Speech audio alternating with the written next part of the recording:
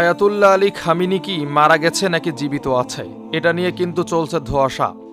মার্কিন president Donald Trump বলছে Ayatollah Ali Khamenei মারা গেছে। ইসরায়েলি প্রধানমন্ত্রী রাইটার্সকে জানিয়েছে খামিনি মারা গেছে। তবে ইরানের পররাষ্ট্রমন্ত্রী বলছে উচ্চ পদস্থ কয়েকজন কর্মকর্তা মারা গেলেও অক্ষত অবস্থায় আছে ইরানের প্রেসিডেন্ট ও সর্বোচ্চ নেতা। এখন আমরা কার কথা বিশ্বাস করব, কোন দিকে যাব? গতকালকে রাতে বাংলাদেশ সময় 7টার ওই দিকে আয়াতুল্লাহ আলী খামিনির জাতির উদ্দেশ্যে ভাষণ দেওয়ার কথা ছিল। তবে তিনি কোনো একটা কারণে হয়তোবা ভাষণ দিতে পারেননি। এই জন্য বিশ্বের একাংশ মনে করছে যে আয়াতুল্লাহ আলী খামিনি নিহত হয়েছে। তবে আমার মনে হয় আয়াতুল্লাহ আলী খামিনি এখনও জীবিত আছে এবং অবশ্যই যুদ্ধের নেতৃত্ব দিচ্ছে। তো আমাদের উচিত, মুসলিমদের উচিত আয়াতুল্লাহ আলী খামিনির জন্য দোয়া করা এবং আল্লাহর কাছে বলা আল্লাহ যেন তাকে সুস্থ রাখেন, জীবিত রাখুন এবং পশ্চিমাদের ধ্বংস যেন তার হাতেই লিখে রাখেন।